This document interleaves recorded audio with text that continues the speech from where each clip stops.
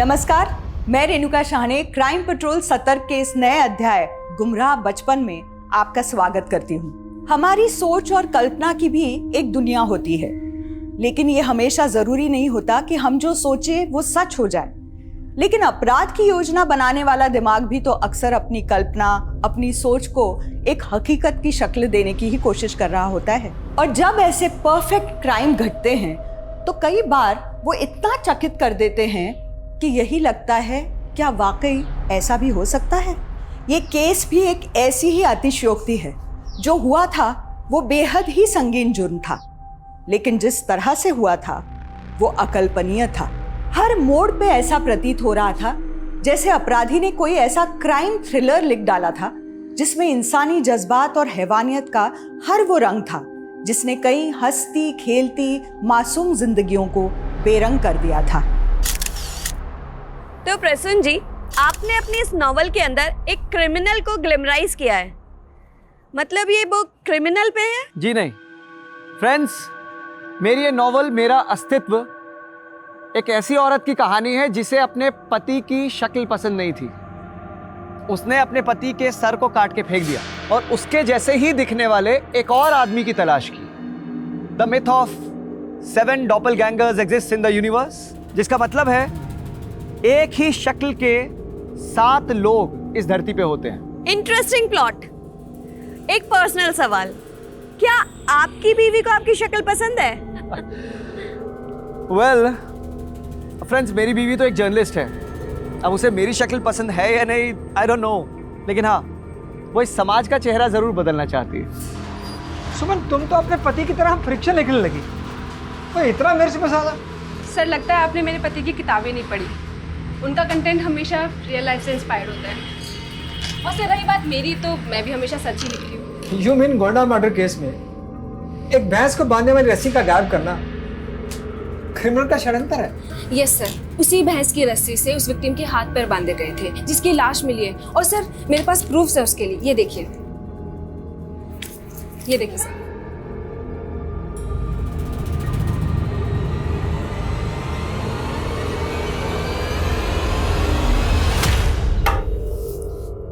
तुम्हारी वाइफ भले ही समाज का चेहरा बदल दे, पर तुम्हारी फितरत कभी नहीं बदल सकती, है ना? मेरी वाइफ की तरह जर्नलिस्ट से तुम भी हो, तो मान लो कि आज मैंने अपनी वाइफ की जगह मैंने जर्नलिस्ट बदल ली। वैसे तुम्हारी किताबों के कैरेक्टर्स भी ना तुम्हारी तरह होते हैं, एकदम फ्लर्टी, और बातें एथिक्स की करते हैं। यू नो, कोई भी गुनाह तब तक गुनाह नहीं होता जब तक वो कानून की नज़र में ना आ जाए। और जो रिलेशंस रजामंदी से बनते हैं ना, वो गुनाह नहीं होते हैं।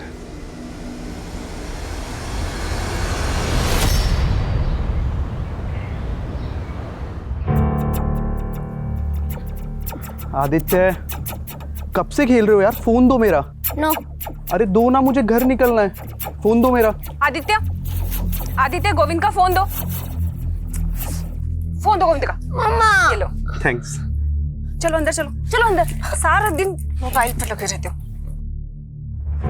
ये देख, आलिया को हर वक्त पढ़ाई में ध्यान रखती है। चल अब अपनी बुक्स उठा। अरे छोड़ो ना मम्मी, मुझे ना पापा जैसा राइटर बनना है, ना आपके जैसे जर्नलिस्ट। तो मुझे पढ़ने की क्या जरूरत? I want to become a gamer. अरे वाह, कितना एम्बिशियस बेटा है मेरा। So you want to be a gamer, हाँ? यस डैडी, मुझे दुनिया का सबसे बेस्ट गेमर बनना है। Yes, proud of you champ. वैसे तुम्हें पता है, तुमने अपने डैडी को उनकी अगली नॉवल का आइडिया दे दिया, द गेमर। कैसा है? बहुत अच्छा है। हाँ, वैसे भी तुमसे बड़ा गेमर तो कोई हो ही नहीं सकता है। प्रसून, एक काम क्यों नहीं करते हो? तुम अगला नोवेल खुद पे लिख डालो, देखना बहुत चलेगी। वो तो चलेगी, लेकिन फिलहाल इस प्रसून को अपनी अगली नॉवल की लॉन्च पे कंसंट्रेट करना है, फिर से बाहर जाना है। प्रसून, तुम्हें पता ना कि तुम पूरे 3 दिन बाद लौटे हो? अगले 3 दिन और गायब रहना है, सिर्फ शक्ल दिखानी है। प्रसून, क्या देख रहे हो? बुक्स लेकर आओ, अपनी पढ़ाई करो। गेमर बाद में बनना।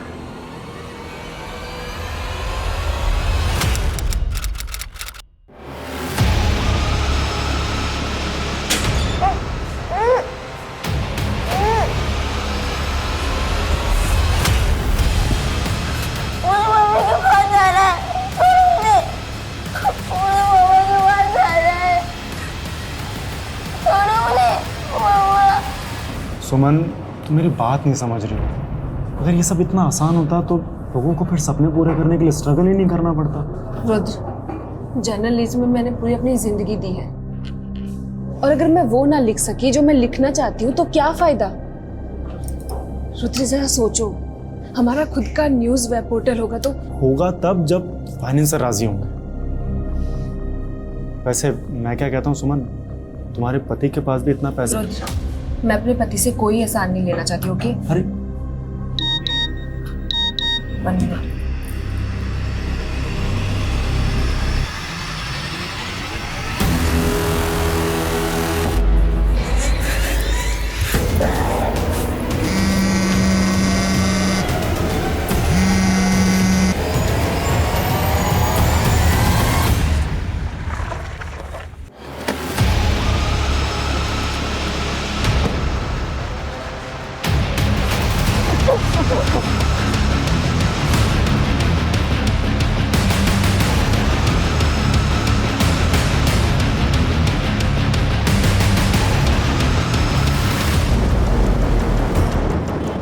आप पीछे हटिए, पीछे हटिए। सर, एक रागिनी ने लाश देखी तो हमें कॉल किया। आइए सर। सर, लाश को देख के लगता है कि किसी ने इसका गला दबाया है। और सर, पास में हमें एक रस्सी भी मिली है। हो सकता है इसी रस्सी से इसका गला दबाया गया हो। बॉडी पे एक्सटर्नल इंजरी के कोई मार्क्स भी नहीं है? नहीं सर, कोई मार्क्स नहीं है। सर, हमें एक कार मिली है, लावारिस कार। सर, शायद इसी कार से लाश डंप की गई है। क्रिमिनल इस कार को यहीं छोड़कर चला गया होगा। या सर, ये भी हो सकता है कि ये कार चोरी की हो। हाँ, लेकिन ये भी तो हो सकता है कि ये कार इसी लड़की की है। कार में कुछ मिला? इस कार के पेपर वगैरह? नहीं सर, कार में कुछ नहीं मिला। मैंने अच्छे से चेक कर लिया है और कार की डिटेल निकालने के लिए भी बोल दिया है।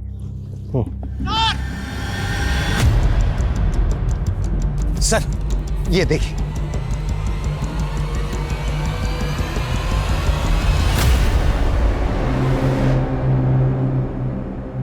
सर, पासर भाई ने तो सिर्फ एक औरत की लाश देख के कॉल किया था, लेकिन यहाँ तो एक बच्चा भी है। बच्चे के सर पर काफी गहरी चोट के निशान है। गाड़ी में कोई खून मिला था क्या? नहीं सर, गाड़ी एकदम क्लीन है। इसका मतलब यह है कि बच्चों को कहीं मारकर यहाँ नहीं लाया गया, बल्कि बच्चे को यहीं लाकर मारा गया है। लेकिन सवाल, ये देखो ड्रैगिंग के मार्क्स, और ये मार्क्स सिर्फ यहीं तक है, यहां से आगे नहीं है। इसका मतलब यह है कि बच्चे को यहां लाकर मारा गया है और यहां से घसीटते हुए वहां तक ले जाया गया है। लेकिन सवाल यह उठता है कि दोनों लाशों को अलग अलग जगह पे डंप क्यों किया गया? Excuse me sir. हेलो, सुमन सिंह? ठीक है सर, वो कार किसकी है ये पता चल गया। वो कार जर्नलिस्ट सुमन सिंह की है। जर्नलिस्ट सुमन सिंह?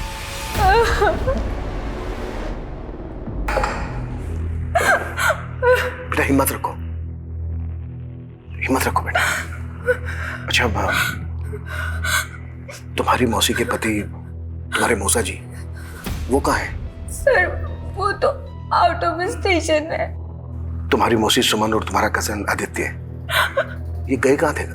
सर, जब कल मौसी इवनिंग में आई तो वो बहुत पैनिक कर रही थी।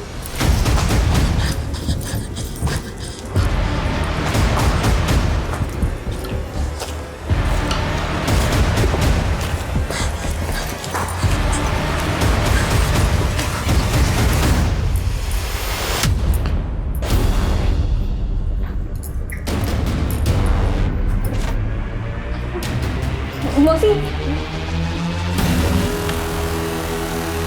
तुम्हारी मौसी अपने साथ गन लेकर गई थी और बहुत सारा कैश भी।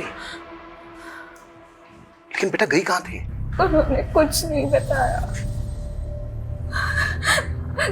कल से मौसी का और आदित्य का सर कुछ भी नहीं पता चल रहा। मैंने मौसा जी को भी कॉल किया, लेकिन उन्होंने भी मेरा फोन नहीं उठाया। अच्छा बेटा, तुम हमें अपने मौसा जी का नंबर दो। Officer, you are responsible for the law and order of this city. Please बताइए किसने मारा है मेरी बीवी और बेटे को। हम इन्वेस्टिगेट कर रहे हैं। आप 3 दिन से कहां थे? मैं अपनी बुक लॉन्च के लिए दिल्ली गया हुआ था, लेकिन पहले आप बताइए कि आप पहले हमारे सवालों का जवाब दीजिए। आपकी पत्नी घर से इतना सारा कैश और गन लेकर कहाँ गई होगी? इंस्पेक्टर मुझे इस सब के बारे में कुछ नहीं पता। आलिया फोन कर रही थी आपको, आपका नंबर लग नहीं रहा था। आपकी पत्नी सुमन से तो बात हुई होगी? सुमन का कई बार कॉल आया था, लेकिन मैं इतना बिजी था कि मैं उसका कॉल आंसर नहीं कर पाया। बाद में मेरे फोन की बैटरी चली गई एंड अनफॉर्चुनेटली मैंने चार्जर भी कैरी नहीं किया था। किसी पे शक है आपको? सुमन वॉज अ नोन जर्नलिस्ट। वो अक्सर कंट्रोवर्शियल मुद्दों पे लिखा करती थी। May be somebody. और आपका बेटा, वो क्यों मारा गया होगा? ये आपको इन्वेस्टिगेट करना है ऑफिसर, और उल्टा आप मुझे से सवाल करे जा रहे हैं। देखिए, इन्वेस्टिगेट तो हम कर ही रहे हैं, वो हमारा काम है। फिलहाल आप जाइए, पोस्टमार्टम के बाद बॉडीज आपको सौंप देंगे।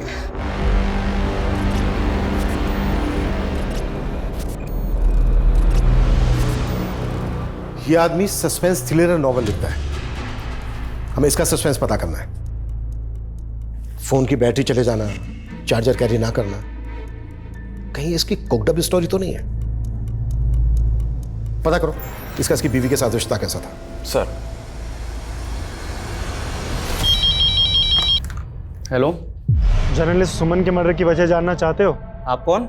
उसका लैपटॉप चेक करो, वजह ही वजह छिपी है।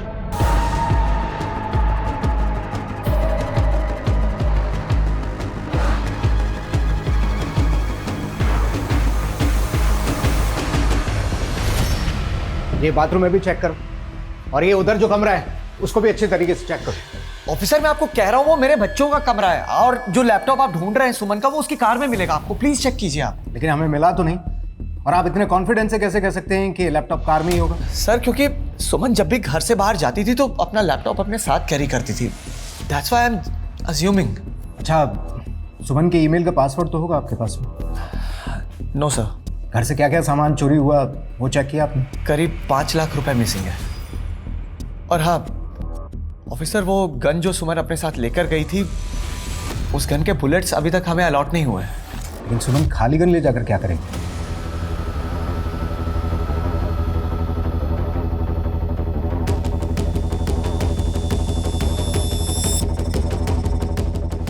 सर, कांस्टेबल यादव को जो कॉल आया था वो मायापुरी के एक पीसीओ से था, लेकिन ये मालूम नहीं चल रहा कि वो कॉल किसने किया था। सर, कहीं कोई हमें सुमन के लैपटॉप में उलझा के भटका तो नहीं रहा? अगर ऐसा है भी तो जाहिर सी बात है क्रिमिनल नहीं किया होगा या किसी से करवाया होगा। इसलिए हमारे लिए जानना बेहद जरूरी है कि पीसीओ से कॉल किसने किया था। पीसीओ के आसपास इंक्वायरी करो, चेक करो कि वहां पे कोई सीसीटीवी है क्या, और हमें सुमन के ईमेल का एक्सेस भी लेना होगा। आजकल बहुत सारे लोग अपना डेटा क्लाउड में स्टोर करके रखते हैं। साइबर टीम की मदद लो, और सुमन जिस न्यूज़पेपर के लिए लिखती थी उसके एडिटर से भी मिलना होगा। अपनी एक टीम को ले जाओ। सर। सी लिसन, आपसे जो भी कहना है ना वेबकैम पे कहना। फोन कॉल्स और मैसेजेस बंद। इतनी अनोखी अनोखी कहानियां लिखने वाला आज अपनी जिंदगी की असल कहानी से डर रहा है। सी मैं ये फिलॉसफी के मूड में नहीं हूँ अभी। अच्छा, और मेरे साथ सोने का भी मूड नहीं है?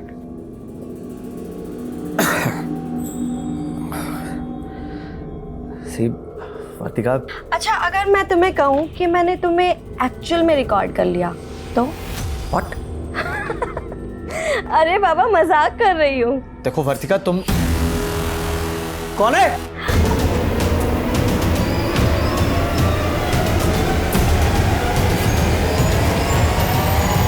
कौन है वहां? क्या हुआ मौसा जी?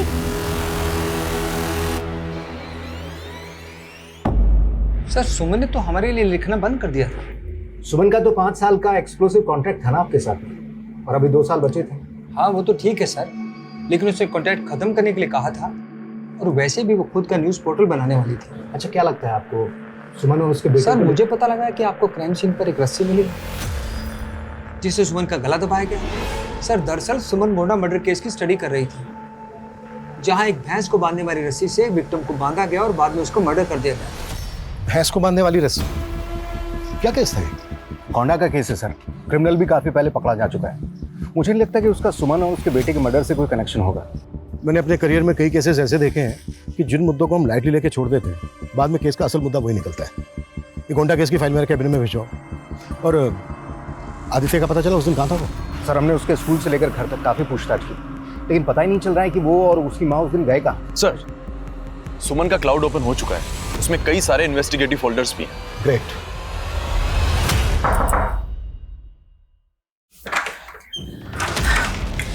थैंक यू सीमा, मुझे लगा नहीं था कि चिट पे लिखे नंबर पे तो मुझे कॉल करोगी।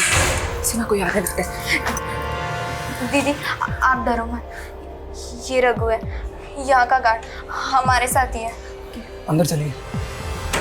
दीदी मैंने इन्हीं के फ़ोन से फ़ोन किया था, ये बहुत अच्छे हैं। सीमा मैंने सुना है कि इस ऑर्फनेज की बच्चियों के साथ ज़्यादती होती है।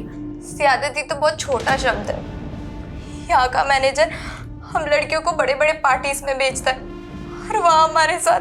सीमा डरो मत, मैं तुम सबको इंसाफ दिलाऊंगी। ओके रघु, तुम उस मैनेजर के खिलाफ बयान दोगे? मैडम वो मरवा देगा, लेकिन मैं सीमा की मदद भी करना चाहता हूँ क्योंकि मैं इसे प्यार करता हूँ। बाकी क्लिप्स में तो ऑर्फनेज से जुड़ा हुआ कुछ नहीं मिल रहा। ऑर्फनेज की वो लास्ट क्लिप थी और वो क्लिप थी 12 तारीख की। सुमन का मर्डर हुआ 16 तारीख को और अभी हाल ही में ऐसी कोई न्यूज़ ब्रेक नहीं हुई है। इसका मतलब यह है कि सुमन इस न्यूज़ को ब्रेक करने वाली थी और उससे पहले उसका मर्डर हो गया।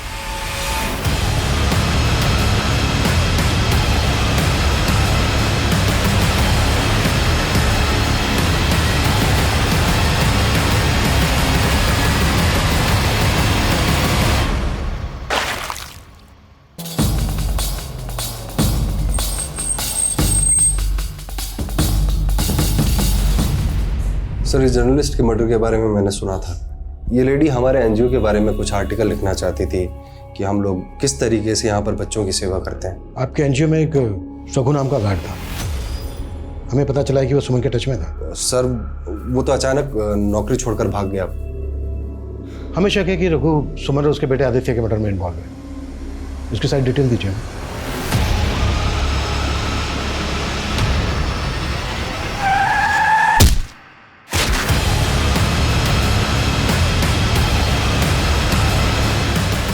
सर इस मैनेजर ने जो रघु का पता दिया था वो गलत निकला, मैनेजर को उठा लें?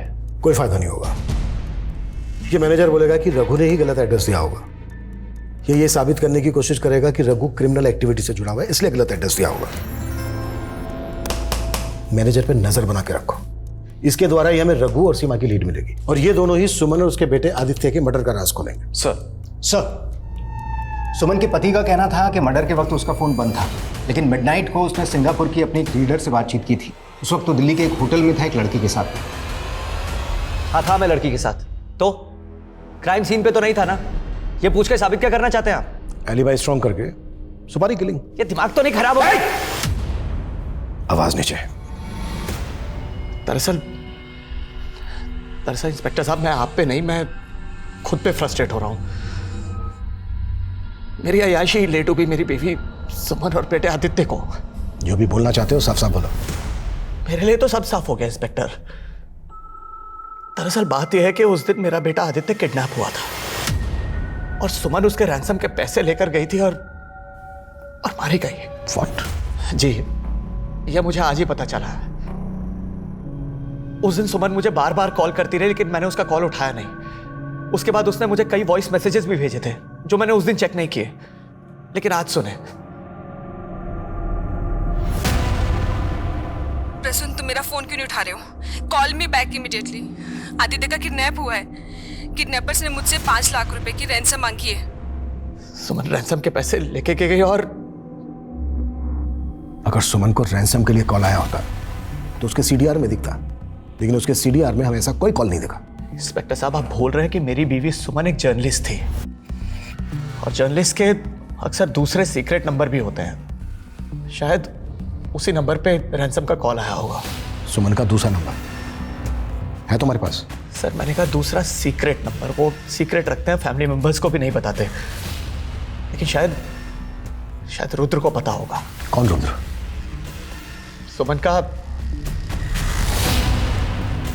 इंस्पेक्टर साहब मुझे शक है कि जिस तरह मेरे दूसरी औरतों के साथ रिलेशन रहे मेरी बीवी सुमन और ये रुद्र भी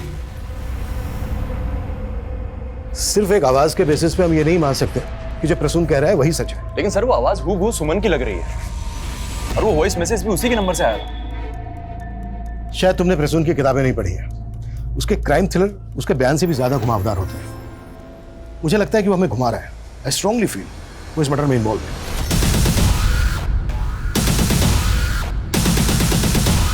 सर सुमन कोई दूसरा नंबर यूज नहीं करती थी, उसका पति झूठ बोल रहा है। वो तो ये भी कह रहा है कि तेरा रिश्ता था उसकी पत्नी सुमन के साथ। सर कैसी बातें कर रहे हैं सर, मेरा और सुमन का कोई रिश्ता नहीं था। सर मैंने आपको फोन किया और आप मुझ पे शक कर रहे हैं। वो पीसीओ से कॉल तूने किया था? जर्नलिस्ट सुमन के मर्डर की वजह जानना चाहते हो? लेकिन सुमन का लैपटॉप तो हमें मिला नहीं और तूने कॉल करके कहा था कि उसकी मौत का कारण उसके लैपटॉप में मिलेगा। सर एक्चुअली सुमन एक ऑर्फनेज को इन्वेस्टिगेट कर रही थी, लैपटॉप में उसी की क्लिप थी। मैं और सुमन मिलके एक न्यूज़ पोर्टल लॉन्च करने वाले थे और वो ऑर्फनेज की न्यूज़ ही हमारी पहली पब्लिश न्यूज़ होती।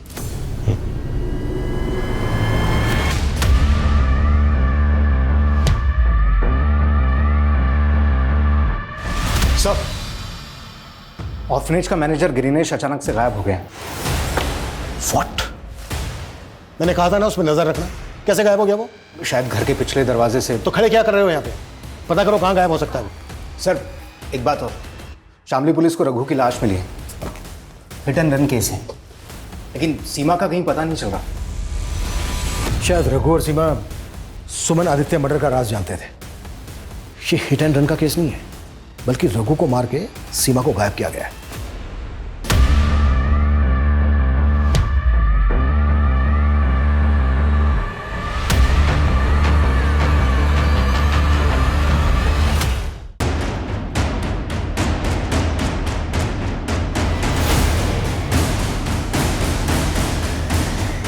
सर हमें यहाँ एक सरकटी लाश मिली है, आइए सर। और लाश के पॉकेट से हमें एक आईडी मिली है जो प्रसून की है सर। सर हमने आसपास काफी सर्च किया लेकिन कहीं भी कटा हुआ सर नहीं मिला। हाँ सर, लेकिन यहाँ से 500 मीटर दूर पे हमें एक कार मिली है जो प्रसून की है। उस तरफ? जी सर। गाड़ी में कुछ ब्लड वगैरह मिला क्या? नहीं सर, कार एकदम क्लीन है। लेकिन सर आदित्य की किडनैपिंग, रैंसम और सुमन के वॉइस मैसेज के बाद में हो सकता है ये प्रसून की एक नई साजिश हो। अपने आप को मर्डर चार्जेस से बचाने के लिए किसी की लाश को डूब करके भाग गया होगा। एक फेमस बुक ऑथर अपने आप को इस तरह से गायब करे, इस पे यकीन करना थोड़ा सा मुश्किल है। पर कभी कभी गुनाहों की दुनिया किताबों की दुनिया जैसी काल्पनिक लगती है। क्या ये भी इसी तरह का अपराध है? सर हम लाश का डीएनए आदित्य के डीएनए से मैच करते हैं। रिपोर्ट आने में बहुत टाइम लगेगा। तब तक तुम ये पता करो कि प्रसून का कोई जानने वाला गायब है क्या जिसकी कद काठी उस सरकटी लाश से मैच करती है। Okay sir. सर आप मुझे बेकार में परेशान कर रहे हैं। अगर ये सब प्रसून ने किया है तो मैं इसमें इन्वॉल्व नहीं हूँ। सुमन और आदित्य की हत्या के वक्त तुम प्रसून के साथ थी, वो भी एक होटल रूम में। आफ्टर ड्यूटी आप क्या करते हैं इट्स योर प्राइवेट लाइफ, और सबकी प्राइवेट लाइफ किसी क्राइम से नहीं जुड़ी हो सकती। आप जा सकते हैं। सर इस ऑर्फनेज की लड़कियों की लिस्ट देखिए, इसमें एक नाम आलिया का भी है। आलिया? कौन, वो सुमन की भतीजी? Yes sir. लेकिन उसका नाम इस लिस्ट में कैसे हो सकता है? मेरी पेरेंट्स की मौत के बाद मैं अपने चाचा चाची के साथ रहने लगी थी, लेकिन मेरे चाचा वो मुझे रोज मैंने मेरी चाची को कभी ये बात नहीं बताई, लेकिन उनको ये बात पता चल गई और उन्होंने मुझे ऑर्फनेज में भेज दिया। ये ऑर्फनेज वाले तुम्हें पार्टीज में भी भेजते थे क्या?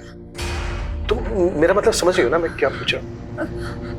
नहीं, मैं वहाँ 1 महीना रही थी, लेकिन मेरे साथ ऐसा कभी नहीं हुआ। लेकिन सीमा बताती है कि उसके साथ ये सब होता रहता था। और जब मैं मौसी के साथ यहाँ घर आई तब मैं उन्हें ये बता नहीं पाई, और जब मैंने एक दिन उनको ये बताया तो वो वहां पर इन्वेस्टिगेट करने लगी। अच्छा बेटा, तुम्हारी मौसी ने तुम्हारे चाचा के खिलाफ कोई एक्शन क्यों नहीं लिया? चाचा को सजा दिलवाना चाहती थी, लेकिन उससे पहले तुम्हें कुछ आइडिया इस वक्त सीमा कहाँ पर होगी? वो कहती थी कि वो भोपाल की रहने वाली है, और उसी ने मुझे बताया था कि उसका असली नाम नाजिया है।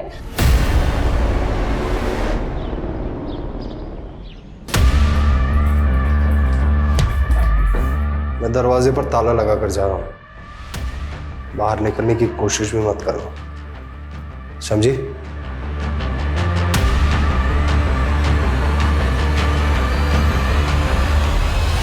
प्रसून का सोशल मीडिया पर एक चैनल है, उस पर एक वीडियो अपलोड हुआ है प्रसून का सर कटी लाश मिलने के अगले दिन।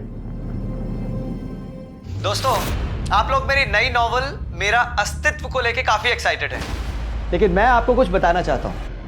मैंने इसके सीक्वल पर भी काम करना शुरू कर दिया है, जिसका टाइटल होगा द गेमर। अगर ये प्रसून का षड्यंत्र है तो वो अपना वीडियो खुद अपलोड नहीं करता, या तो फिर ये वीडियो पहले से अपलोडेड था जिसको एक पर्टिकुलर डेट पे रिलीज करने की सेटिंग की गई होगी, या फिर ये वीडियो किसी और ने अपलोड किया है प्रसून के चैनल पर। सर मैं पता करता हूँ, लेकिन सर एक और बात है, एक विदेशी फिल्म है जिसका प्लॉट बिल्कुल इस केस की तरह है। उसमें भी एक आदमी अपने बीवी बच्चे को मारकर एक सरकटी लाश के पास अपनी पहचान के कुछ सबूत छोड़ जाता है। अगर प्रसून उस फिल्म से इंस्पायर्ड है तो हमें यह भी पता करना होगा उस सरकटी लाश किसकी थी। सर मैंने चेक किया है, लेकिन उसके बैकग्राउंड में कोई भी ऐसा नहीं है जो गायब हुआ हो।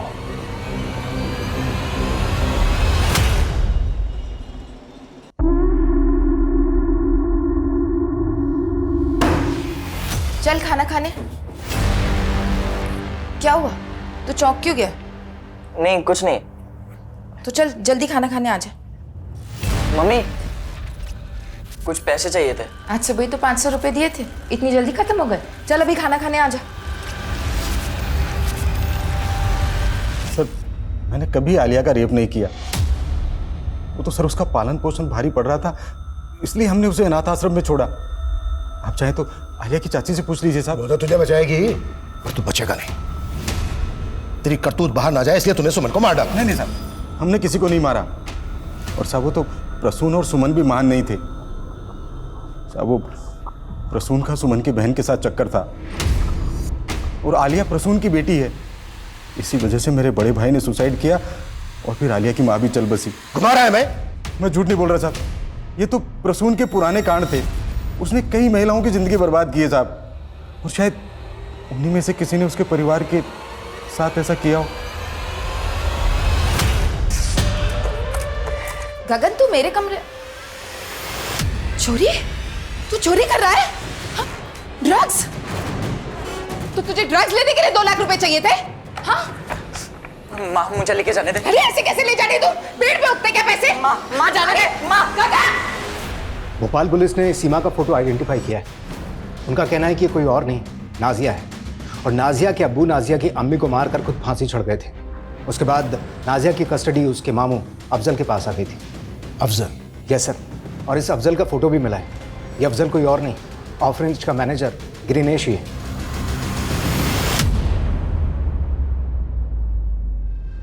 सीमा उर्फ नाजिया, ऑर्फनेज के मैनेजर ग्रीनेश उर्फ अफजल की भांजी। और सर पता चला है कि इस अफजल का विदिशा में घर भी है।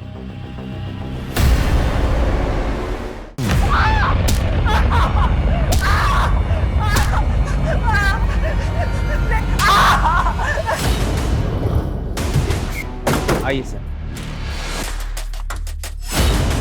ये रूम है, ताला दो।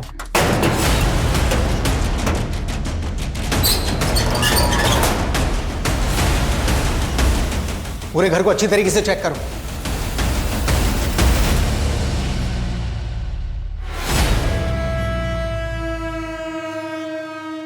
नाजिया,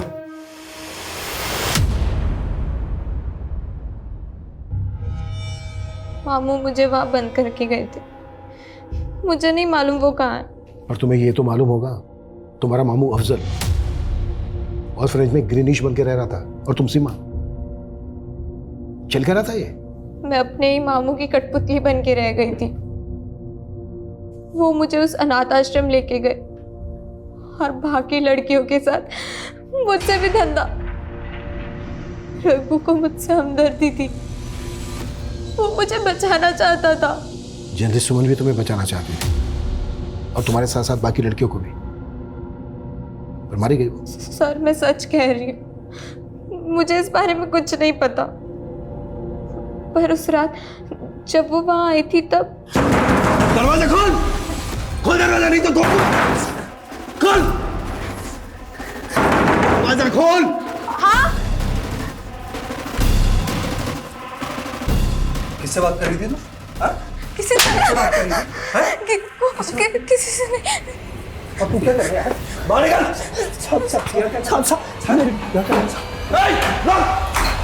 मामू को सब पता चल गया था, फिर उन्होंने मुझे और रघु को अलग कर दिया, मुझे विदिशा में लाके रख दिया और उन्होंने मुझे धमकी भी दी थी कि अगर मैंने भागने की कोशिश भी की तो वो रघु को मार देंगे। फिर अचानक वो विदिशा में आ गए, भेस बदल के रहने लगे। वो रघु को मार के विदिशा भागा था। है कहाँ वो? मुझे नहीं मालूम सर, मैं तो वहाँ रघु के इंतजार में ही जी रही थी और उसने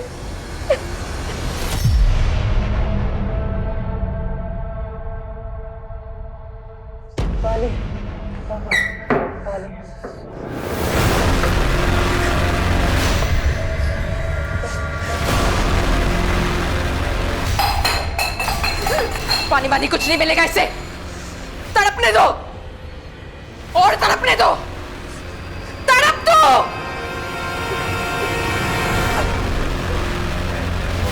ग्रेनेश की क्या अपडेट है? सर हम पता कर। सर जल्द से जल्द पता करो, ज्यादा टाइम नहीं है हमारे पास। सर बिहार पुलिस ने हमसे कांटेक्ट किया है। 5 साल पहले दरभंगा में ठीक इसी तरह का क्राइम हुआ था जो उस विदेशी फिल्म से इंस्पायर्ड था। एक आदमी अपनी बीवी बच्चे को मारकर एक सरकटी लाश वहां छोड़कर भाग जाता है। बाद में पता चला कि उसका डीएनए ही अलग है। सर वो क्रिमिनल अभी तक फरार है। लेकिन बिहार पुलिस ने हमसे कांटेक्ट क्यों किया? सर दरभंगा में जिस आदमी ने क्राइम किया था उसका नाम राकेश है। उसका भाई वहीं रहता है आज भी। उसके भाई को लगातार मेरठ से कॉल आ रहे थे पिछले कई महीनों से।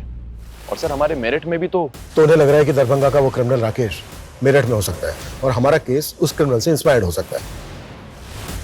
मेरठ का नंबर किसका है? सर नंबर तो फेक आईडी का है, लेकिन मेरठ की जनता कॉलोनी में एक्टिव है। सर ये राकेश की फाइल है।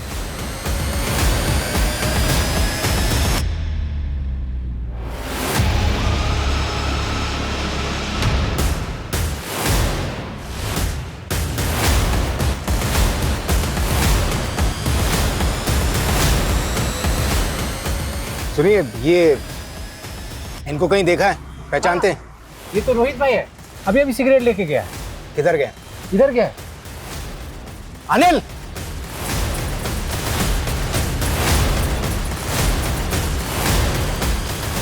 रोहित उर्फ राकेश।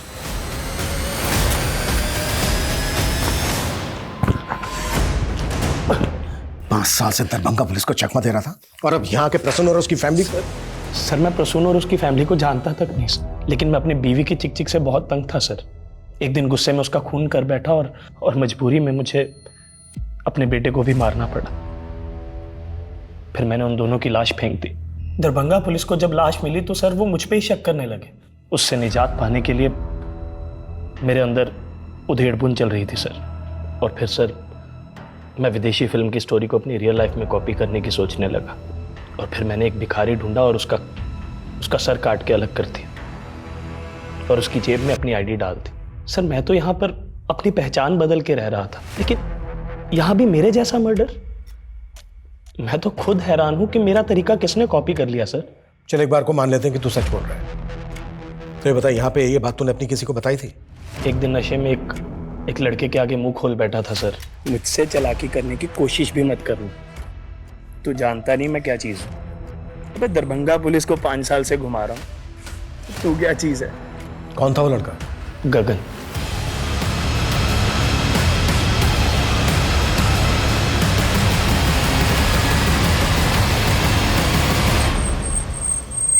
सर मैं खुद गगन को लेके काफी दिनों से परेशान हूँ। पता नहीं कहाँ चला गया वो। कहीं चला गया?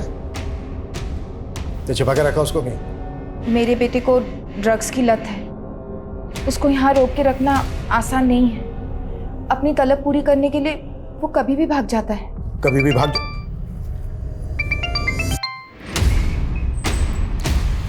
हाँ मनीष बोलो। सर रोहित उर्फ राकेश के मोबाइल में गगन और एक बच्चे का वीडियो मिला है। वीडियो? जी सर। सर एक और बात है, 3 दिन पहले साहिबाबाद पुलिस को गगन की लाश मिली थी। जब उसकी पहचान पता करने के लिए उसका फोटो हमारे थाने में आया तो मैंने उसे नोटिस किया।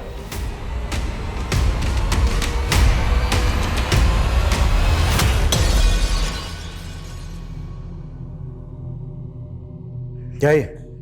क्या ये? सर वो मैं बस पैसे के लिए ब्लैकमेल सर। ब्लैकमेल?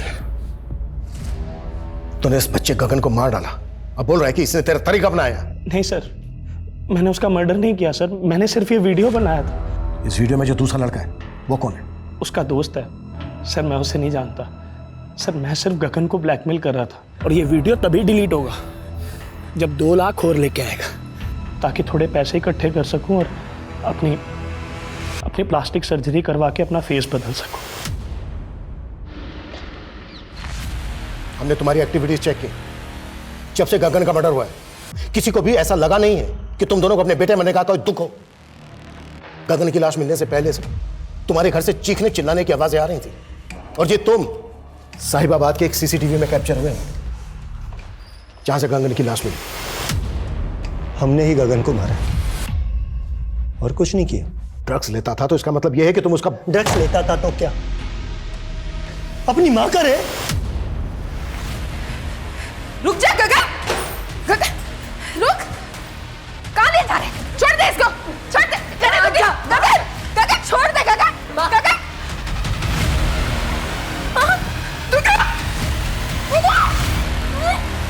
उसके बाद हमने उसे कमरे में बांध दिया, सोचा उसकी ड्रग्स की आदत छूट जाएगी, लेकिन वो तो और भी ज्यादा खतरनाक हो गया।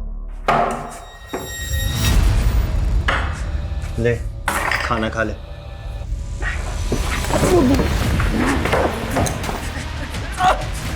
कहाँ भाग के जा रहे हो? क्या कर रहा है? क्या करेगा? संभालिए इसे, बाहर जाके तमाशा करेगा ये। अपनी मां के साथ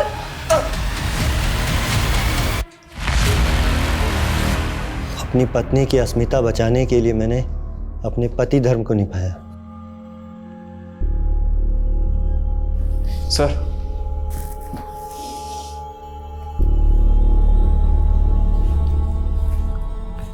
हाँ मनीष। सर वीडियो में दिख रहे उस दूसरे बच्चे का मालूम चल गया है, वो गगन के स्कूल में पढ़ता था।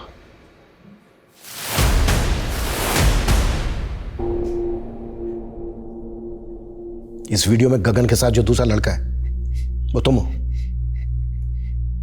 चुप क्यों अब?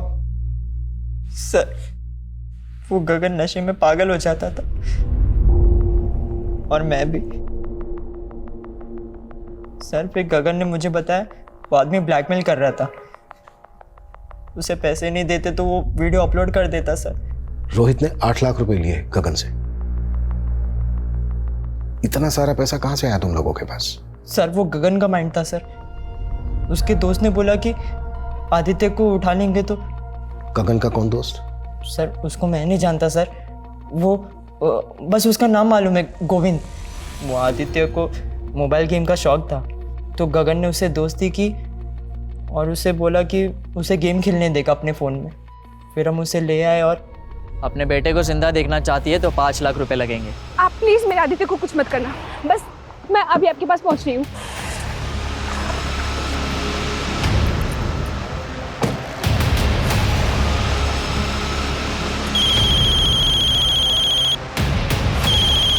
हेलो, हाँ मैं यहाँ पहुंच गई हूँ, तुम कहाँ हो?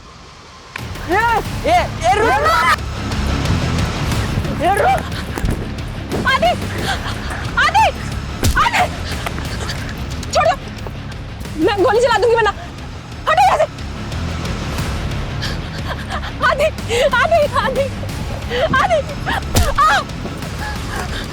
प्लीज, प्लीज, प्लीज मुझे छोड़ दो। आप क्या खाली बंदूक से डराती है? तुम्हें पैसे चाहिए ना? पैसे ले लो। पैसे तो हम लेके रहेंगे लेकिन तुझे जिंदा नहीं छोड़ सकते। तूने हमारा चेहरा देख लिया है।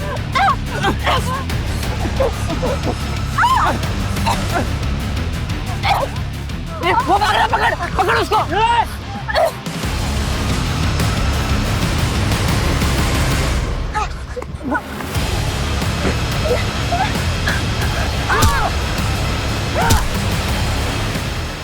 सर वो गन हमारे किसी काम की नहीं थी इसलिए फेंक दी।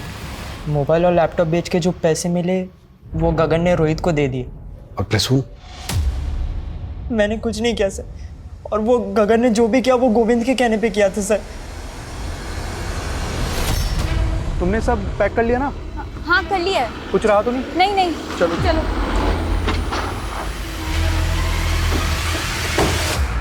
गोविंद, आलिया, अरे वाह क्या बात है, बैग के साथ कहाँ जा रहे हो तुम? सब पता चल गया है हमें। गगन तुम्हारा दोस्त था और ये आलिया तुम्हारी क्लासमेट। ये गोविंद बॉयफ्रेंड है ना तुम्हारा?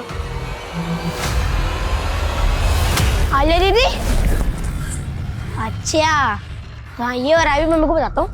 अरे आदित्य प्लीज आदित्य, मासी को कुछ भी मत बताना please. Please Aditya please. Please Aditya please. Please कुछ भी मत बताना। ठीक है, एक शर्त पे नहीं बताऊंगा। हाँ। अपना मोबाइल देना पड़ेगा मुझे गेम खेलने के लिए। लेना। ठीक है, नहीं बताऊंगा। तो उसको किडनैप करवा दिया? नहीं नहीं सर, मैंने तो सिर्फ गगन को ये बोला था कि 2-4 लगाकर उसको धमका देना, लेकिन उसने आदित्य को किडनैप कर लिया। झूठ मत बोल। नहीं सर।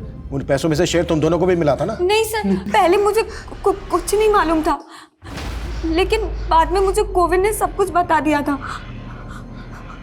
जब गोविंद मुझे बताने के लिए घर आया तो मौसा जी ने उसको देख लिया।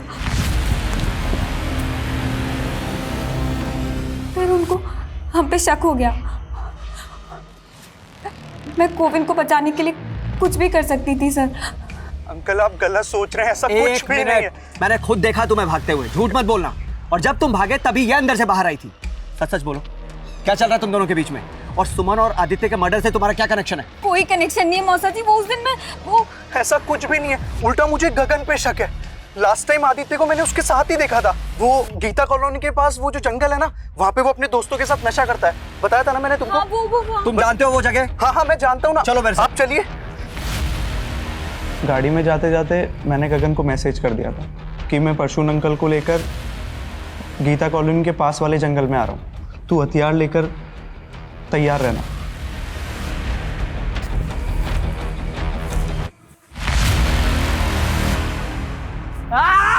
ओए, क्या कर रहा है तू? तुम लोग ये ठीक नहीं कर रहे हो? पागल हो गए क्या?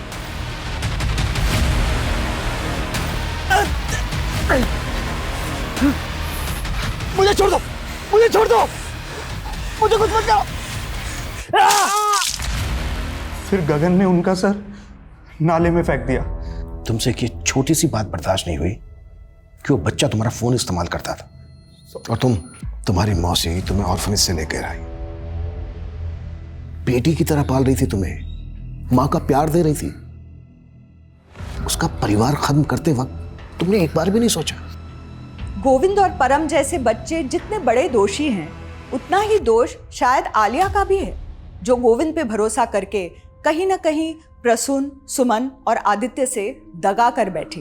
दोषी तो मृत गगन भी है, लेकिन अगर वक्त रहते वो अपने परिवार को सच बता पाता तो शायद रोहित उसे ब्लैकमेल नहीं कर पाता। अगर गोविंद ने उन दोस्तों से मदद नहीं ली होती जो पहले ही नशे के दलदल में थे, तो परिणाम कुछ और ही होता। सोचने वाली बात है कि हम बड़े से बड़े फैसले अकेले ले लेते हैं, पर उन्हें अपनों से, अपने परिवार से साझा नहीं करते, ये सोचकर कि घर परिवार के लोग ही तो है ना, उन्हें हर चीज बताने की जरूरत ही क्या है। इसीलिए समाज की सबसे छोटी इकाई परिवार, जो साथ रहने वाले लोगों से बनता है, उनके बीच संवाद, आचार विचार होते रहने से जटिल समस्या यूं चुटकियों में खत्म हो जाती है। इसलिए अपनों से बात करें, संवाद करें। इसी विचार के साथ अब मैं रेणुका शाहने आपसे विदा लेती हूँ। कल फिर मिलेंगे ऐसी एक कहानी के साथ जो रखेगी आपको सतर्क और जिंदगी को सुरक्षित। तब तक अपना और अपने परिवार का ख्याल रखिए और देखते रहिए क्राइम पेट्रोल सतर्क। जय हिंद।